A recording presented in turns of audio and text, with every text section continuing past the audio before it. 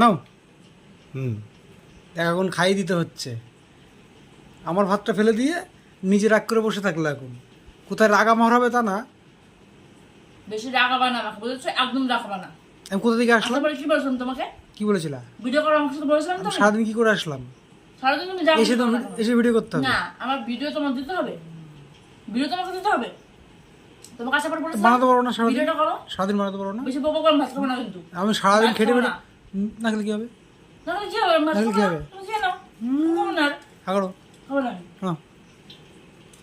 আর বলে দেখো সব ভাত খেয়ে আমাকে ভাতে চান করে দিল। চলো নিজে নিজে স্নান করলে আবার।